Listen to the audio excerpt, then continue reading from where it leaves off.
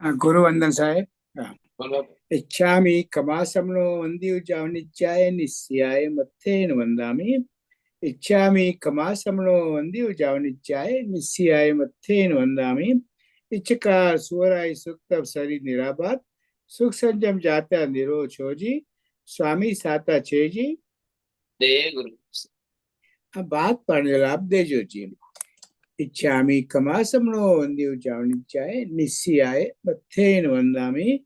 इच्छा करण संधि सेवकन अभूतवी अभीतर रायम कामेउ हाँ। इच्छम कामेउ रायम। जंकिम चियापत्यम परपत्यम बत्ते पाने विने व्या वच्चे आलावे सल्लावे उच्चासने समासने अंतर भाषाए पूरी भाषाए जंकिम ची मज्जा विनय परिणम सोमवा बारम तुबे जाना हम न जानमी तस्म इच्छामि दुक्कडम। महाराज साहेब सुख साता मा छोटी साहेब। धर्मला। इच्छामि कमासमनो वंद्यो जावनिच्याय निस्याय मत्थेन वंदामि। इच्छा करण संधि से भगवान वायना संधि से हूँ। संदेश। इच्छम इच्छामि कमासमनो वंद्यो जावनिच्याय निस्याय मत्थेन वंदामि। इच्छा करण संधि से भगवान वायना लेसु। ले जाओ। इच्छम इच्छामि कमासमनो वंद्यो जावनिच्याय निस्याय मत्थेन वंदामि। इच्छकारी भगवान पसाय करी वायना प्रसार कराओ सो जी। नमो रियंताणम नमो सिद्धाणम परियणम नमो वज्रायणम नमो लोहे सव्वसारम एसो पंच नमकारो सव्व पाप प्रणसम मंगलम च सव्वे सिंहणम अभय मंगलम। जय जगजीव जोनि वियाणो जगगुरु जगानंद जगनाथ जगबंधु जय जगत्प्रियामय जय सुयाण भगवु तीर्थयराणम पश्चिमो जय जय गुरुलोगानंद जय पप्पा महावीर सर्वारिष्ट प्रणाशाय सर्वाभिष्टार्थदाय सर्वलब्धि निदानाय श्री गौतम स्वामिने नमः। श्री सुधर्मा स्वामिने नमः। अज्ञानतिमिरान्धानां ज्ञानाञ्जनशलाकया नेत्रमुन्मीलितं येन तस्मै श्री गुरवे नमः। धर्मला बहुत बहुत आशीर्वाद भाग्यशाली। आज है 16 सितंबर को, सोमवार के दिन हमारी दूसरी क्लास इस समय भक्तामर साधना की शुरू हो रही है। भक्तामर स्तोत्र के अंदर अब हम आज प्रवेश कर रहे हैं 41 41वीं गाथा के अंदर। अब 41, 42, 43, 44 चार गाथा ही बची है। और अगर जो बीच में चार गाथा दूसरी प्रक्षेप है वो भी लेने जाए तो दूसरी और चार बचे। हाँ जी, ध्यान दीजिए, यहाँ पर गाथा मैं बोलता हूँ और आप सभी पहले सुंदर सुनकर पाठ ले लेंगे। उद्भूत भीषण जलो दरबार भुवना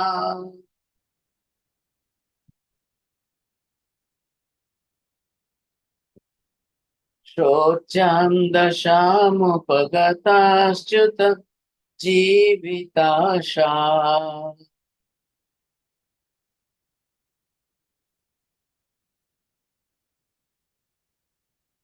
त्वत्पादपङ्कजरजोमृत देहा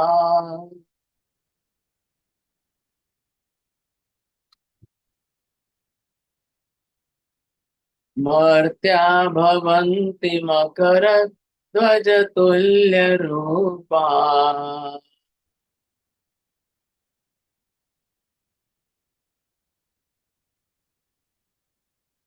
दोबारा फिर से। उद्भूत भीषण जलोदर भारभुक्ता शोच्यां दशामुपगताश्च्युत जीविताशा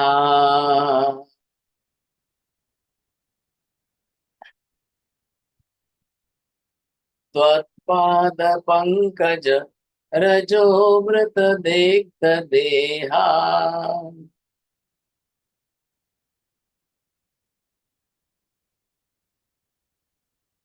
मर्त्या भवन्ति मकर ध्वज तुल्य रूपा।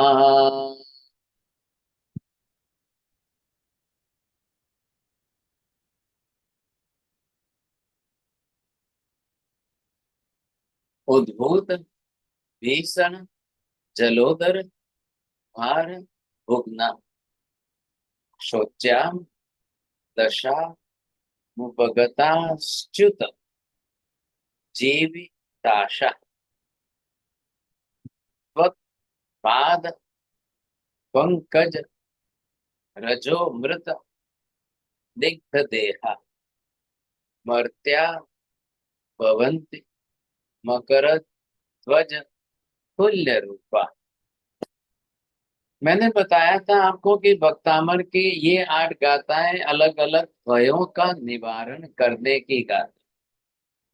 अभी तक आपने जैसे जैसे सिंह का भय, अग्नि का भय, सर्प का भय, युद्ध का भय, ऐसे अलग अलग भय जो देखे हैं, उसके अंदर अब ये आ रहा है मुख्य रोग भय।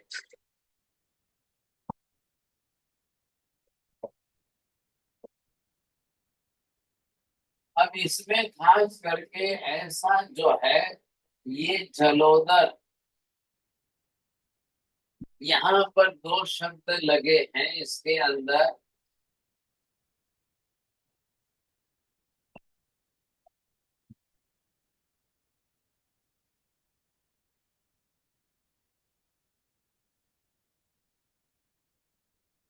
अब ये है कि पेट में पानी भर जाना, ख्याल है।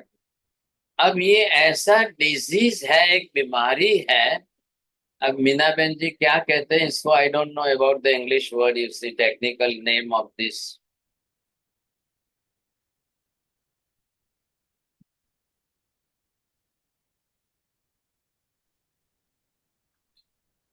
साहेब जी उसको असाइटिस कहते हैं। A S, aside? या हाँ, असाइटिस, ASCITIS। अच्छा, असाइड। अच्छी बात है। देखिए, अब जब ऐसी कोई परिस्थिति आती है और व्यक्ति का पेट इतना फूल जाता है, इतना भर जाता है, अब उसके लिए चलना उठना बैठना बहुत भारी होता है। जैसे घड़े की तरह से, मड पॉट की तरह से पेट में इतना पानी भर जाए, अब उसके लिए बहुत डिफिकल्ट होता है चलना करना आदि। और ये क्या है? मृत्यु कारक रोग। मतलब लोग, अब ये हुआ तो धीरे धीरे मृत्यु की शरण में जाते हैं, क्योंकि डाइजेशन सिस्टम उसकी फेल हो जाती है, कई ऑर्गन सिस्टम में फेल्योर हो जाते हैं। यहाँ थोड़ा सा चित्र में भी आप देखिए, हाँ जी विकेश जी चित्र दिखाई। यहाँ पर चित्र में ही ऐसा स्वरूप पूरा दिखाया गया है कि कैसे रोग से ग्रस्त होकर व्यक्ति मृत्यु की शरण में धीरे धीरे सब्जी जाता है। नेट स्लो है, नेट स्लो है, शेयर नहीं हो पा रहा है। आप इधर देखिए, ये जो है, अब आपको दिख रहा होगा थोड़ा सा, ये देखिए, एक ही व्यक्ति है, आदमी तो एक ही है। अब उसका फर्स्ट पहला चित्र देखिए कि पेट इतना बढ़ रहा है, पानी बढ़ता जा रहा है, बड़ी मुश्किल से लकड़ी के सहारे चलने की कोशिश करता है। और फिर दूसरा चित्र बीच वाला जो है कि अब पानी इतना भर भी रहा है, फिर भी जीने की आशा तो है ये उसकी, कोई मर तो नहीं गया है, मरने की भी संभावना है। और तीसरा व्यक्ति जब देखेंगे आपको पता चल जाएगा, देखिए उसका पेट अंदर गया है, वो स्वस्थ हो गया है, साहब सोचिए। हाँ, नीचे का आधा भाग दिखाई। तो जैसे, तो ये यहाँ पर आप देखेंगे फर्स्ट वाला, अब कितना पेट बढ़ा है, पानी भरता जा रहा है, भरता जा रहा है। ऐसी स्थिति में अब इतना ज्यादा पानी भर जाए, ये एक ऐसा डिजीज है, कई बार बोलते हैं कि जो महिलाओं के सिर पर होने वाली जू, वो अगर खाने में आ गई गिर गई तो भी जलोदर होता है। कोई ऐसे कीड़े मकोड़े पानी में या भोजन में आहार के साथ आ गए तो भी ऐसा होता है। कैबेज आप जिसको बोलते हो, पत्ता गोभी जो है उसमें कीड़े होते हैं। थ्रेड वर्म जो है लगभग 12 इंच का भी होता है, और जैसे ही लोग कट कर देते हैं तो वो पेट में चला जाता है खाने में। कई बार टोमेटोस के अंदर ऐसे कीड़े आ जाते हैं, वो कई बार चले जाते हैं। लोग पालक खाते हैं, पालक के अंदर ऐसे कीड़े आ जाते हैं। बिल्कुल लीफी कीड़े होते हैं, पता ही नहीं चलता ऐसा। अब वो जो है कैसे खाने में आ जाते हैं। आप पिक्चर को ऊपर चढ़ाइए और नीचे का आधा भाग दिखा के बड़ा करिए। एक स्टोरी में आपको समझाना चाहता हूँ कैसे जो है इस प्रकार के रोग बढ़ते हैं, कैसे रोग होते हैं, और इन रोगों के कारण जो है मृत्यु कैसे हो जाती है। बिकॉज कि oh god the patient suffer from the killer disease and the ailment has reached the stage of no cure, you see. The doctor have given up hope. The patient feels rejected and dejected, realizing the certainty of death. अब उसको लगता है कि मुझे तो मरना ही है, मृत्यु की दिशा में जा रहा है। एज से मतलब नहीं है, he may be young age person you see, लेकिन द डिजीज ऐसा होता है। आजकल इतना कैंसर का बढ़ गया ना, उस जमाने में इतना कैंसर आदि नहीं था। Now see this picture that this fellow is the young person you see. अब हुआ ये है, उज्जैनी के अंदर राजशेखर राजा राज करता था और विमला देवी उसके पट्टरानी थी। उसका बेटा एक राजहंस कुमार था संजय करीम, और काफी यंग हो चुका था। लेकिन दैव युग से क्या हुआ कि विमला देवी पट्टरानी की मृत्यु हो गई, तो राजा ने दूसरी मैरिज की। अब दूसरी मैरिज के बाद उसकी वाइफ जो आई दूसरी, वो कमला देवी नाम से आई। अब वो जो है वो भी अपना संसार चला रहे, तो उसको भी एक बेटा हुआ। अब वो बेटा छोटा है और ये बड़ा है सर राजहंस।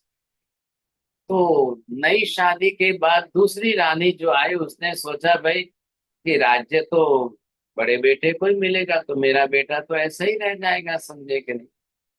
अब मैं क्या करूं, कैसे करूं, उसको तो यही चिंता सता रही थी। तो वो ये सोचते सोचते सोचते विचार में पड़ गई। एक ही रास्ता है, ये आपने भी कहानियां पहले ही सुनी होगी। प्राचीन काल के अंदर राजाओं के वहां पर ऐसा ही सब चलता था, होता था।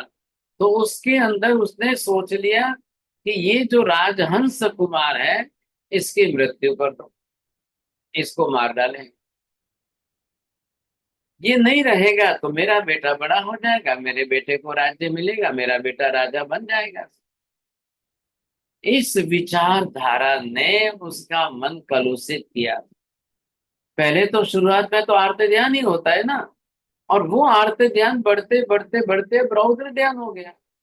अब उसने मारने का विचार कर लिया सब। अब उसको किस तरह से कैसे जो है इम्प्लीमेंट करना, ये सोचते विचारते वो भी जो है बस यही विचार करने लगी, मैं कैसे करूं, मैं क्या करूं। इधर प्रसंग आया कि राजशेखर राजा को युद्ध के लिए लड़ने के लिए जाना पड़ा।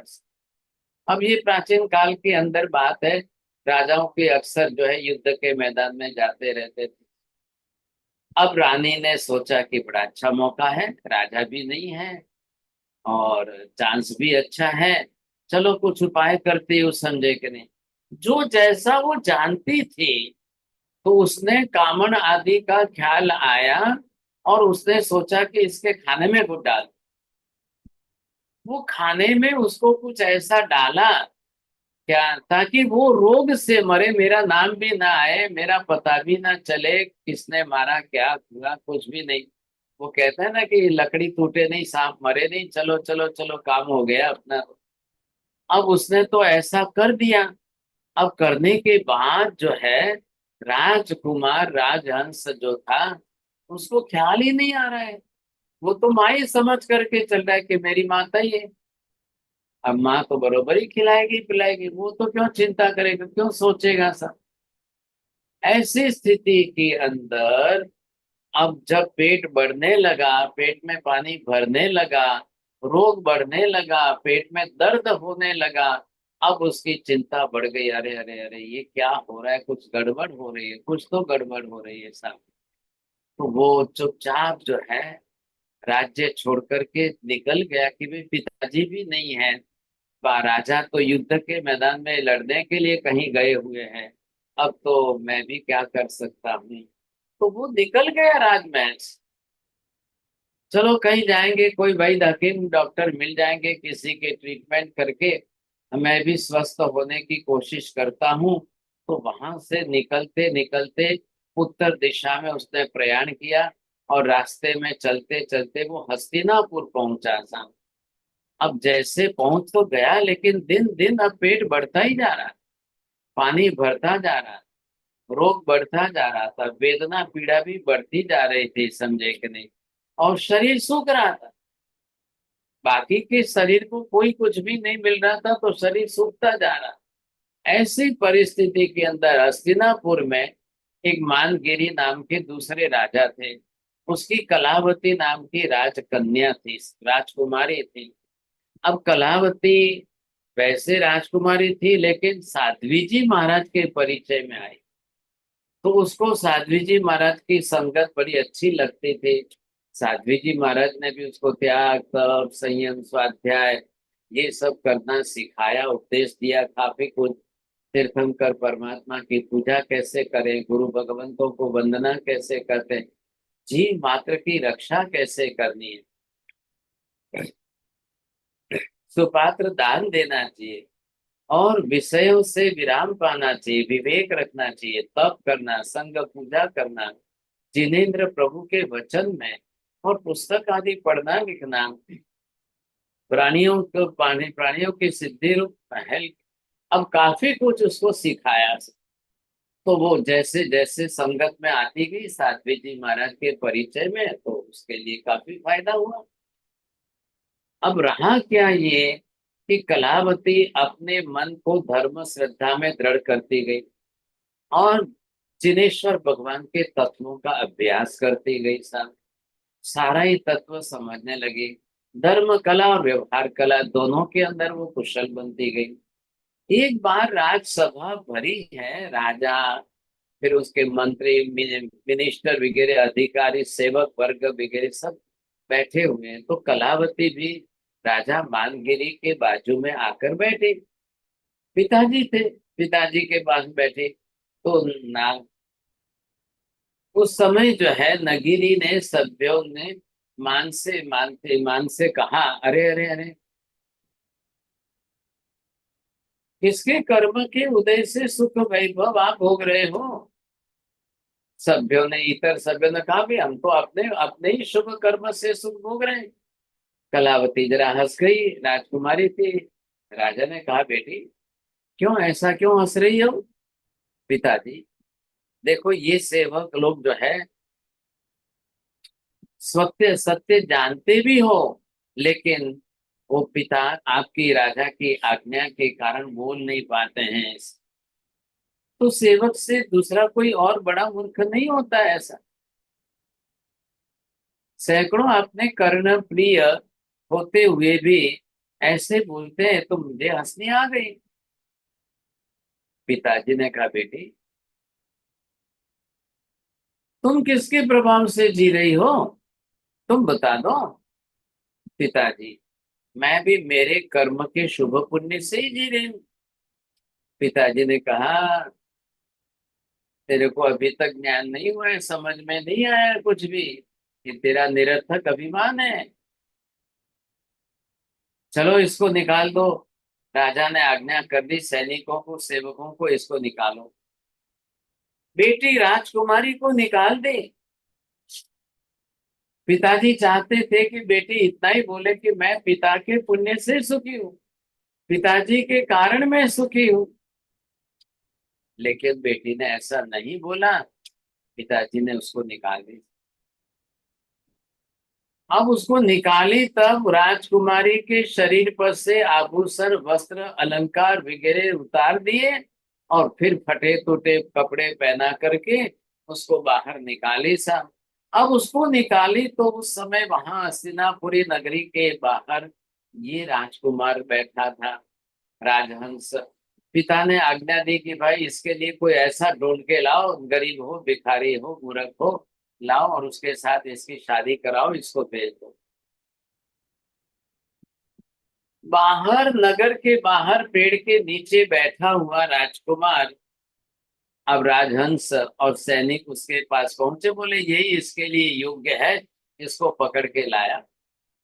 पकड़ के ला करके राजकुमारी के साथ शादी कराकर इसको भेज। राजकुमार ये नहीं बताया गया कि ये राजा की बेटी राजकुमारी है, इसकी शादी तुमसे करा रहे। नहीं नहीं, ये भी देखो फटे टूटे कपड़े पहनी हुई कोई स्त्री है और तुम भी ऐसे ही हो, सर के तुम दोनों की शादी करा के भेज रहे हैं। चलो भेज दिया, इनको समझेंगे। ऐसी स्थिति के अंदर राजकुमार राजहंस से इस कलावती के साथ जा तो रहा है। एक दिन बीत गया, 2 दिन बीत गया, 3 दिन बीत गया। राजकुमार ने सामने से कलावती राज को कह दिया, भाई साहब मैं तो बीमार हूँ, मेरा तो जलोदर बढ़ रहा है और मैं तो मृत्यु की शैया पर हूँ। आज मरूं कि कल मरूं, आज मरूं कि कल मरूं, मेरा कोई भरोसा नहीं है। क्यों आपने मेरे से शादी की? राजकुमारी ने कहा, आप कुछ भी नहीं बोलोगे, जो है मेरा भी कर्म है, आपका भी कर्म है। जैसा आपका पुण्य है, जितना पुण्य है, जितना कर्म है, जितने दिन जियोगे, मैं पत्नी बनकर आई हूं आपके जीवन में। अब मैं आपकी सेवा करूंगी। आपको सुख शांता कैसे पहुंचे, मैं 1000 प्रयत्न करूंगी। आप निश्चिंत रहिए साहब, आप मुझे ऐसे कटु वचन कह करके वापिस भगाएंगे नहीं था। मुझे छोड़कर नहीं जाना है। मेरे पिताजी ने जो गलती की या मुझे जो जिस तरह से आपके साथ ब्याही है, मैं आपके साथ चलूंगी, आपके साथ रहूंगी। राजकुमार ने कहा, देखो राजकुमार, तुम अगर जो भी हो, मुझे पता नहीं आप कौन हो, लेकिन मैं मृत्यु शैया पर हूं। आप चले जाओ, आप दूसरे और किसी के साथ जीवन बिताओ, अपनी जिंदगी खराब मत करो, मेरे पीछे आप मत बिगाड़ो अपना जीवन। अब ये बातें होती रही, लेकिन सती सन्नारी के रूप में राजकुमारी ने कहा, नहीं नहीं नहीं नहीं, आप ऐसा नहीं बोलेंगे, दूसरी बार ऐसा एक शब्द भी नहीं उच्चारो। अब आपकी मर्जी, मैं तो क्या कह सकता हूँ, ज्यादा तो नहीं कह सकता हूँ। ऐसी स्थिति के अंदर अब यहाँ पर कलावती उस रोगिष्ठ को, राजकुमार को, पति को मानते हुए साथ में लेकर चली। अब वो सोचती है कि अब मेरे लिए आसरा कोई नहीं है। मैंने जो साध्वी जी महाराजों के पास रह करके धर्म समझा है, धर्म सीखा है, मैं अब वही करूं। उसने अपना व्रत तप जप शुरू किया और उस व्रत तप की आराधना वो करती रही। और करते करते करते जब उसके भाव परिणाम जिस प्रकार के जैसे बने, अब उस भाव परिणाम के आधार पर जो है वो कलावती उस नगर के बाहर निकली सन। ऐसे में प्रभु ने अपने तरह से, जिस तरह से वो निकली है, तो यहाँ पर सोचती है कि मुझे साध्वी जी महाराज ने भक्तामृत तो सिखाया ही सिखाया है। ये तो बात अच्छी है, तो जब मैं सीखी हूं तो मुझे आज उसका उपयोग करना ही चाहिए सर। बहुत अच्छा चांस है। तो उसने अपना प्रयत्न किया और बैठ गई और वो भक्तामर पाठ करते करते अपनी तरह से, जिस तरह से भक्तामर का पाठ करने लगी साहब, तो उस भक्तामर के पाठ में ये गाथा उसके सामने आई, अभी जो आपने सुनी है ना, उद्भूत भीषण जलो दरबार भुगना। ये 41वीं 42वीं 41वीं है और इसके अंदर ये जलोदर भार भुगना, ये शब्द उसने आए। पति भी पास में बैठा है, उसने भी शब्द सुना सा, अरे अरे अरे आप ये क्या बोल रही हो, क्या क्या बात, क्या आप क्या बोल रही हो? अच्छा अच्छा अच्छा, आपने मेरे रोग का नाम क्यों लिया, आपको क्या मालूम है कि मुझे ये रोग। कलावती ने कहा मुझे तो इतना लंबा चौड़ा ज्ञान नहीं है, लेकिन ये मैं जो पाठ सीखी हूँ भक्तामर के अंदर ये शब्द है। अच्छा बोलिए आप क्या कहना चाहते हैं। उद्भूत भीषण जलोदर भार भुगना, शोच्याम दशाम उपगताच्युत जीविताशा। ये देखिए यहाँ, अरे वो चित्र रखिए ना आप, यहाँ पर यही शब्द उनको दिखाया जा रहा है। देखिए, जिसको ये जलोदर का भार बढ़ने से अब उसकी जीने की आशा ही टल गई है, क्योंकि ये रोग इतना भयंकर बढ़ा है, महाभयंकर ठीक जलोदर है रोग सर। के कारण जो है इतना भारी जो है शोकमय करुण वातावरण जो बना हुआ है, अब जिसने जीने की आशा ही छोड़ दी, बस अब तो मृत्यु के मुख में ही जाना है, ऐसा उसको फील हो गया, लग गया भाई साहब मैं क्या करूं। ऐसी स्थिति के अंदर सोच्याम दशाम, इतनी चिंतागत दशा बन चुकी है उसकी, अब वो सोचता है कि मृत्यु ही शरणभूत है। ये आपने चित्र देखा, इसमें देखिए पहली तरफ जो है एक आदमी जो है इतना पेट बढ़ गया कि झुक गया है लकड़ी के सहारे, दूसरे में थोड़ा और जो है, लेकिन आगे कह रहे हैं त्वत्पाद पंकज रजो मृत दिग्ध दे। हाँ अब ऊपर का भाग लो, इसको नीचे उतारिए, ऊपर का भाग दिखाओ। त्वत्पाद पंकज रचो मृत दिग्ध दे। हे परमात्मा, अब आपके चरण कमल रूप जो है, अब उसका अमृत दिग्ध दे। चित्र नीचे उतारिए, आप ऊपर का भाग दिखाना है। तो ये जो है जिस तरह से इसने ध्यान दिया, हे भगवान, जिसने भी ऐसे जीने की आशा छोड़ दी हो और जो इसको लग रहा है कि मैं तो मृत्यु के चरण में जा रहा हूं, ऐसे लोग भी त्वत्पाद पंकज, तुम्हारे चरण कमल की यदि सेवा करे, ध्यान करे और बिल्कुल जो है वो लक्ष्य दे पूरी तरह से, तो क्या होगा, चरण कमल रूप पराग रूप अमृत से लेपायमान शरीर से, साथ में जो है प्रभु के चरण रूप प्रक्षाल, अब जल आदि से देह पर लगाते ही कामदेव जैसा अद्भुत स्वरूप धारण हो जाता है। मर्त्या भवन्ति मकर ध्वज तुल्य रूपा, मृत्यु जैसी हालत में पड़े हुए लोगों का भी क्या एकदम कामदेव जैसा शुद्ध शरीर बन जाता है, ऐसी कांति वाला शरीर बन जाता है। वाह भाई वाह, बहुत बड़ी बात हो गई ये तो। देखिए मतलब जीवित आशा जिसने छोड़ दी है, समझे कि नहीं।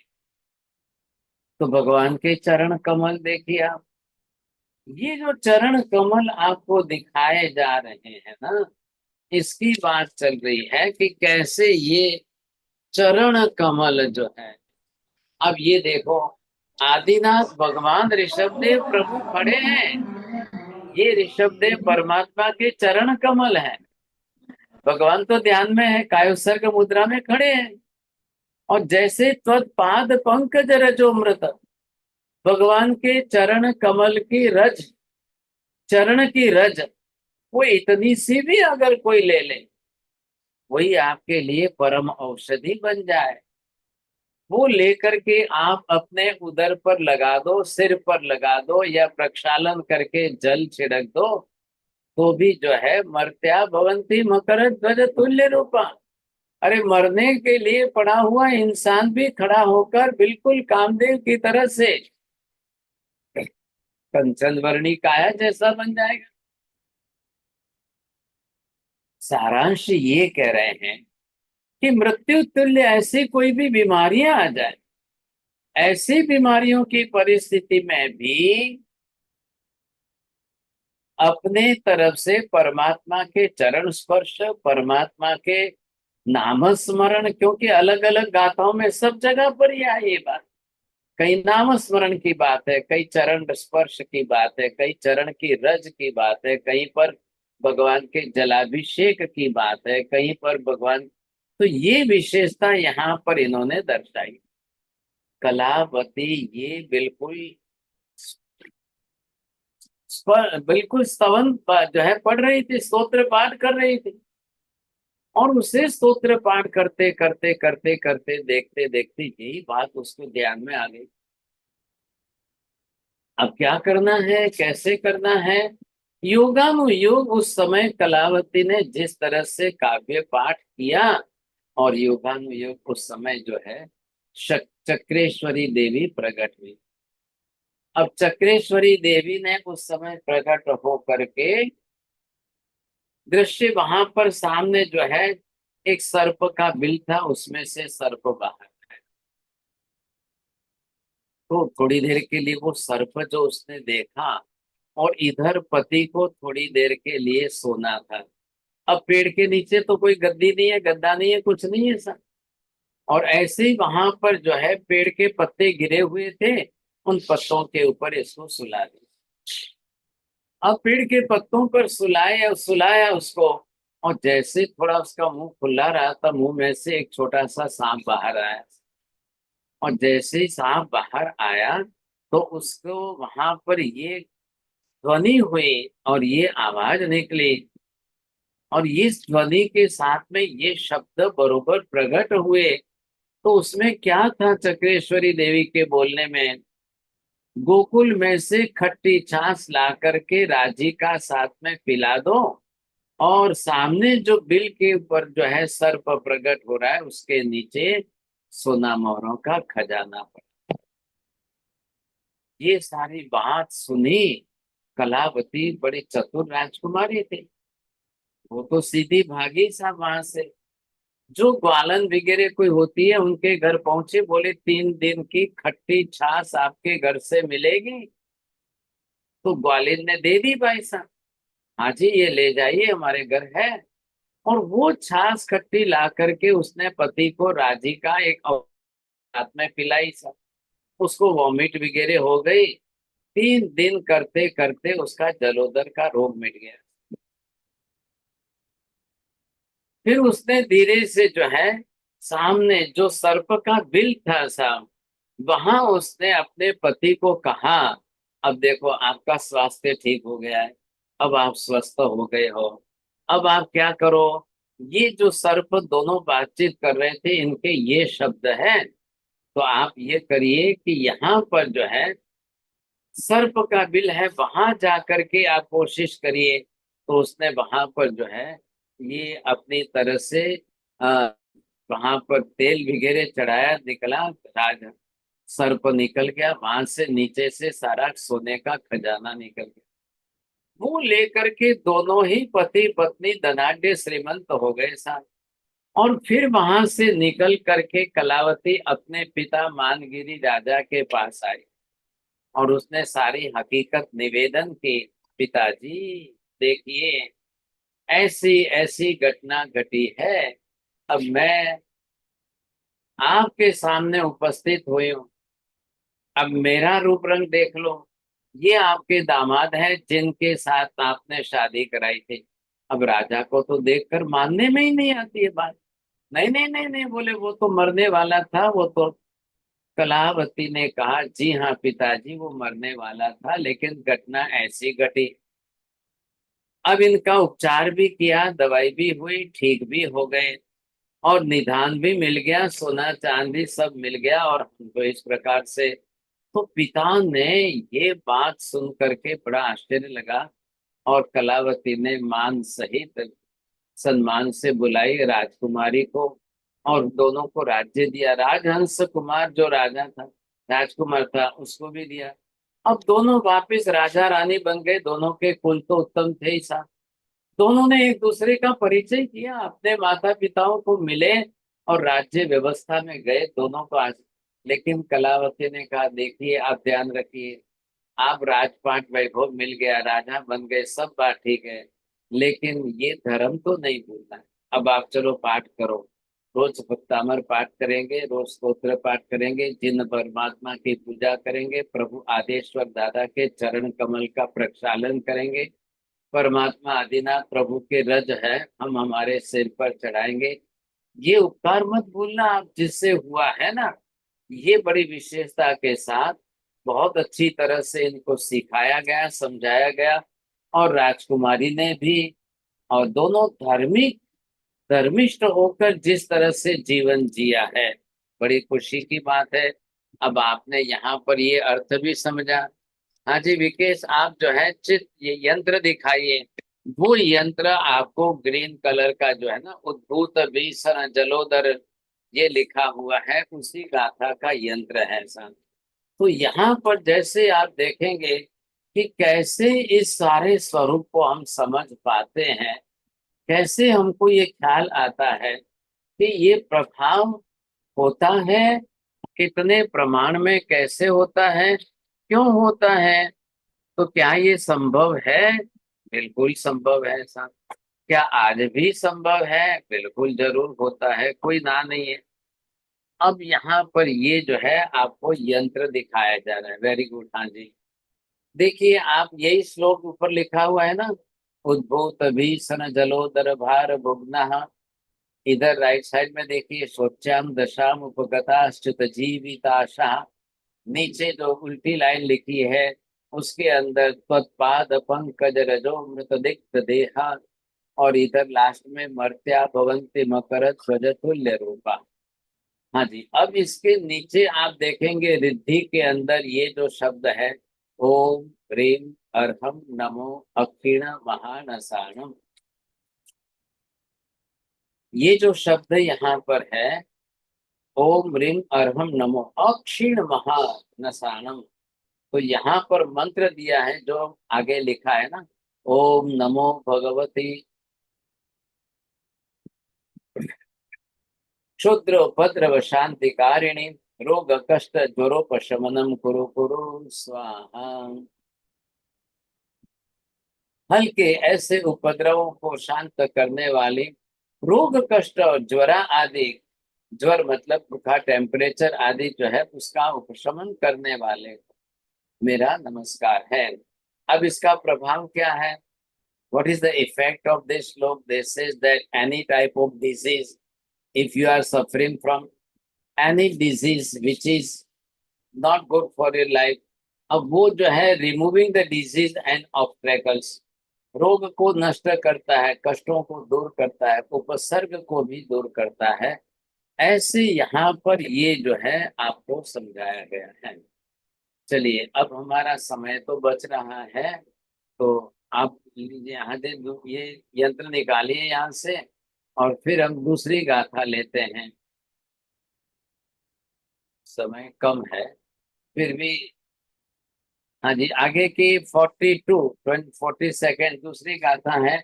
अब उसमें आपको जो है क्या है, तो ये एक दूसरा भय सामने आ रहा है, बंध भय।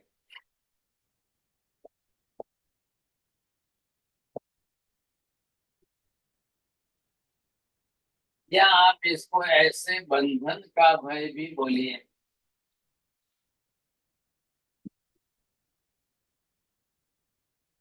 अब कोई किसी को जेल में, किसी को बेड़ियां लग जाती है, किसी को जो है पुलिस पकड़ता है तो उस समय हथकड़ी लगती है ऐसा, या जेल में डाला जाता है, उसको बंधन भय कहते हैं। तो यहाँ तो बहुत बड़ा बंधन है ऐसा, क्योंकि भक्तामर का तो बेस ही यहाँ पर ये बना हुआ है।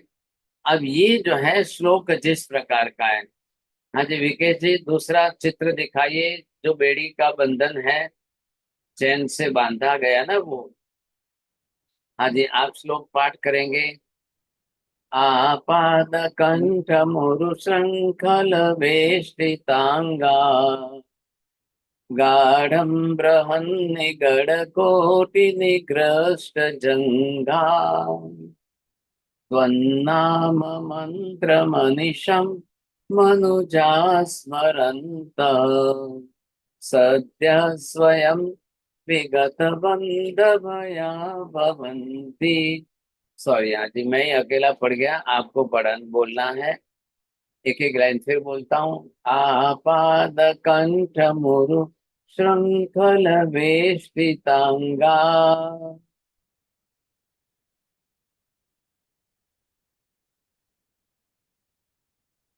गाढ़ं बृहन् निगड़ कोटि निग्रष्ट जंघा,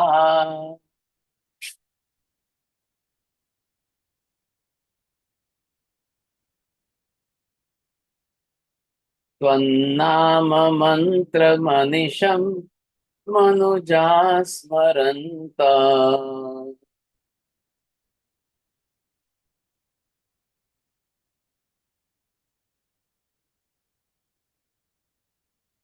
सद्यः स्वयं विगत बंध भया भवन्ति।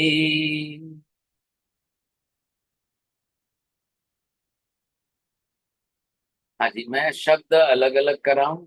आपाद, कंठ, मुरु, श्रृंखल, वेष्टिता, गाढ़ं बृहन् निगड़ कोटि निग्रष्ट जंघा,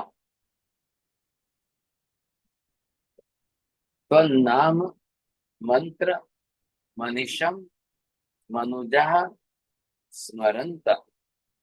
सद्यः स्वयं विगत बंध भया भवन्ति। देखिए, अब ये चित्र आपको दिख रहा है सामने। आपाद कंठ मुरु श्रृंखल वेष्टितांगा, हाथों में, पैरों में, गले में, सिर पर, चारों तरफ ऐसी बेड़ियां बांधी हुई है, चैन से बांधा हुआ है व्यक्ति को। ये एक व्यक्ति बैठा है यहाँ पर, देख लो आप। और इधर जो है उसके सामने लोहे की जंजीर है। जैसी लोहे की जंजीर बंधी हुई है। अब यहाँ ऊपर का देखिए, आप नीचे उतारिए चित्र को, ऊपर का दिखाना है। हाँ, ये देखो लोहे की जंजीर हाथों में लगी हुई है, पैरों में बंधी हुई है, दीवार के साथ पीछे बंधी हुई है, कमर पर के भाग में बंधी हुई है। व्यक्ति उठ ही नहीं सकता है, खड़ा ही नहीं हो सकता है। अब यहाँ तो क्या लिखा है? आपाद कंठ मोरो, पैर से लेकर के सिर तक सब जगह पर जो है लोहे की जंजीरें बंधी हुई। ये जेल है, देखिए आप। बाहर बड़ा लॉक लगा हुआ है और बाहर जो है एक व्यक्ति सैनिक खड़ा हुआ है। वो सैनिक बरोबर इसको देख रहा है। हर मिनट मिनट की उसका जो है निरीक्षण रहता है कि क्या करता है, कैसा है। और ये चुपचाप अंदर बैठा है। अब इसके पास कोई उपाय नहीं है, कुछ नहीं है। अब ये जिस तरह से ये पकड़ा गया हो या बैठा है यहाँ पर, इसको बांध के रखा है, और ऐसी स्थिति के अंदर न हाथ हिला सके न पैर हिला सके। और सामने जो है बाहर सैनिक जो है भाला हाथ में लिए खड़ा है। अब ऐसी स्थिति के अंदर गाढ़ं बृहन् निगड़ कोटि निग्रष्ट जंगा। अरे भाई साहब, ये जंजीर से ऐसा गाढ़ बांधा हुआ है इसको। इस जंजीर से इतना ज्यादा गाढ़ उसको बांधा हुआ है कि अब वो न तो हिल न कुछ कर सकता है। निबिड़ पैरों की जांघों में भी उसको बांध के रखा, हाथ भी बांध के रखे हैं, कमर भी बांध के रखी है साहब। अब वो व्यक्ति इस तरह से बैठा ही रहेगा, हिले डुले भी नहीं, कुछ भी नहीं कर सके। लेकिन ऐसे में उसके पास एक ही उपाय बचता है, नाम मंत्र मनिशम मनुजा स्मरण। आपके नाम को मंत्र बना करके जो लोग निरंतर स्मरण करें। अब ऐसी दशा में वो करेगा क्या? सिर्फ उसके मन में वो भगवान के नाम का स्मरण कर सकता है। अब भगवान का नाम ऋषभदेव है, आगे ओम लगा दो, ये मंत्र हो गया। ओम नमो ऋषभ देवाय, ओम ऋषभ देवाय नमः। आप लोग बोलेंगे ओम आदिनाथाय नमः, अरे भाई जो भी है भगवान के नाम के साथ नमस्कार जोड़ करके मंत्र बना करके नाम स्मरण कर, बात इतनी सी। तो नाम मंत्र मनीषा मनुजा स्मरंत, आपके नाम को ही मंत्र बनाकर जो मनुष्य उसका बरोबर निरंतर स्मरण करता है, सद्य स्वयं विगत बंद भया भवंती। हाँ जी, अब ऊपर चित्र ऊपर उठाइए, नीचे का आधा भाग दिखाइए। अब यहाँ आप देखेंगे सत्य स्वयं, कैसे वो स्वयं ही अपने आप में जो है धीरे धीरे एक एक जंजीर जो है खुलने लगती है। जैसे जैसे भगवान का नाम स्मरण चलता जा रहा है, चलता जा रहा है, एक एक जंजीर टूटने लगती है। हाँ जी विकेश, चित्र ऊपर उठाइए। हाँ जी, ये नीचे देखिए। अब ये सामने आदिनाथ भगवान खड़े हैं, बिल्कुल जेल के दरवाजे खुल गए, ताले टूट गए, सामने सैनिक नहीं है, और जैसे इसने भगवान का नाम स्मरण किया भगवान सामने उपस्थित हो गए, परमात्मा स्वयं प्रकट हो गए, ऐसा उसको लग रहा है। और देखिए हाथ में से जंजीरें टूट गई, देखिए पैर में से निकल गई, देखिए कमर पर से निकल गई, वही व्यक्ति है। और दोनों हाथ उठाकर वो भगवान को प्रणाम कर रहा है, नमस्कार कर रहा है। ये है यहाँ पर कैसे जो है जंजीरें टूट जाती है। ख्याल है, जो परमात्मा के भक्त इस तरफ से परमात्मा को भावपूर्वक स्मरण कर रहे, अरे भाई पूरा शरीर आपका जंजीरों से बांध ले, अकड़ ले, जकड़ ले, लेकिन भाव तो आपके पास है, मन तो आपका आपके अंदर है, आप नाम स्मरण तो अंदर कर सकते हो, बिल्कुल कर सकते हैं आप, ये आपको करना है। और जैसे स्मरण होता है संजय के नहीं, अब लोग क्या बोलेंगे, देखो देखो चमत्कार हुआ, देखो देखो अरे भाई साहब ये चमत्कार नहीं, ये तो नमस्कार किया है इसने, कितने भावपूर्वक कैसे इसने परमात्मा का नमस्कार किया है। और इस नमस्कार के परिणाम से जब उसको तो सामने भगवान दिख रहे हैं, साक्षात प्रत्यक्ष परमात्मा उपस्थित हो गए साहब, ये विशेषता है ना। तो ये ऐसा होता है, ख्याल आया कि नहीं। जंजीरें कैसी तोड़ती है, बंधन का भय कैसे टलता है। अब लोग बाहर होते हैं घर पर, तब तो भक्तामर का स्तोत्र पाठ नहीं करते, अब बोलते हैं हमको जेल की सजा हो गई, तब जाकर के आप करोगे। अगर आप पहले ही कर लो तो कितना अच्छा है। हाँ जी, अब इसका जो है आप 42वीं गाथा का यंत्र दिखाइए, देखिए वो भी कैसे जो है। अब आपने ये देखा, आपको ख्याल आ जाएगा कैसे यहाँ पर यंत्र के अंदर भी उसी प्रकार से पाठ लिखा हुआ है। हाँ बस हो गया, ये निकालिए चित्र, यंत्र दिखाइए। तो यहाँ पर यंत्र इन सब के बने हुए हैं। हाँ जी, ये देखिए बड़ा यंत्र है, ऊपर लाइन पढ़िए, आपाद कंठ मुरु श्रृंखल वेष्टिता का। ये साइड में, राइट साइड में गाढ़म ब्रहन निगड़ कोट निग्रष्ट जंगा। नीचे देखिए तो नाम मंत्र मनीषम मनुजा स्मरंत, और इस साइड में लिखा है सत्य स्वयं विगत बंद भया भवंती। चलो अब नीचे का रिद्धि जो लिखे, ओम ह्रीम अरहम नमो सिद्धि दयाणम, ये भगवंत जो है हमें सिद्धि देने वाले बनो। फिर उसका मंत्र दिया है, ओम नमो राम रेम रोम रोम रह ठह ठह जह जह क्षाम क्षीम क्षुम क्षौम क्षः स्वाहा। ये मंत्राक्षर जो बीज मंत्राक्षर जुड़े हैं इसके अंदर, उन बीजाक्षरों के साथ ये जोड़ करके बनाया गया है। इस तरह से बीजाक्षर मंत्रों को लेकर के जोड़ा है, बनाया है, ये इसकी विशेषता यहाँ पर है। अब इसका प्रभाव है, कोई भी व्यक्ति किसी प्रकार के बंधन में आ जाए तो इस बंधन को इसमें से छूट सकता है, बाहर निकल सकता है। इस प्रकार इसका भी विशेष प्रभाव बताया गया है। तो getting instant release from the prison, जो जेल में से छूट सकते हैं उसके लिए भी यहाँ पर ये विशेष रूप में है। ये हमने आज देखो दोनों श्लोकों का अभ्यास किया। यहाँ पर आप जिस तरह से भी पाठ करेंगे तो यहाँ पर नियमित रूप से जो है ये स्तोत्र पाठ है भक्तामर का। हाँ जी, बस करिए, बंद करिए। किसी को पूछना है कुछ, बोलिए सर, बोलिए So, मीना Ma- जी।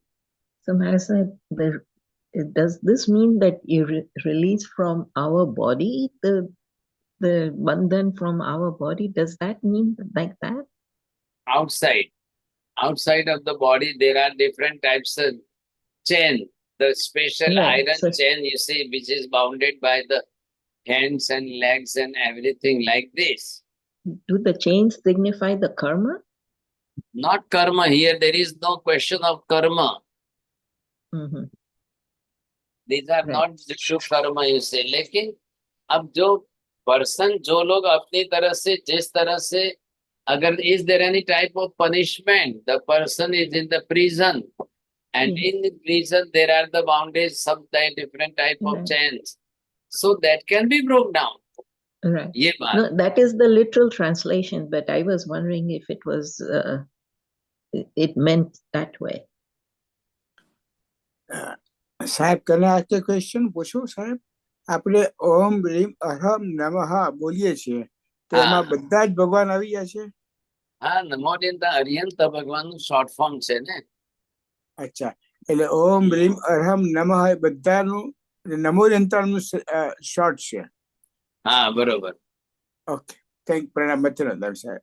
बोलिए नीताबेन जी मेहता। મથેર વંદામી સાહેબજી, આ રોગ જે 41મી ગાથા કીધી એ રોગનો ઉપદ્રવ હોય તો આપણે કેટલી વાર બોલવાની? જેટલું થાય એટલું, એમાં ક્યાં ના છે? 11, 21 એવું કઈ નહીં? 108 તો ઓછામાં ઓછું। હા. ખબર તો ઓમ શ્રી ઋષભ દેવાય નમઃ મંત્ર તો એકલો જ છે ને। હા, ના ના, ગાથા ગણવાની હોય તો ગાથા ગણવાની નથી કહેતા, અહીંયા હા. ભગવાનના નામનો મંત્ર જાપ કરવાનો છે ને। હા હા મથેર વંદા। બોલીએ પ્રવીણ जी। साहब जी, यहाँ पे जो दर्शक दर्शाया बताया गया, इसमें आत्मा की वीर्य शक्ति का भी उपयोगी है ना साहब जी? ये जो रिद्धि के बारे में बताया अभी इन्होंने, आपने जो भक्ता, समझाया आप पहली गाथा का बोल रहे हो कि भक्तामर का? अभी अभी अभी भक्तांबर की बात कर रहा हूँ साहब जी। हाँ, जो अभी तो आप प्रिजन देखिए, वाली जो बात है, अभी तो सिर्फ यहाँ भगवान के नाम मंत्र के प्रभाव से क्या आत्मा के आवरणीय कर्म का बंधन भी टूटे, बाहर के बंधन है वो भी टूटे, और कैसे हम बंधन से बाहर आ जाए, बस।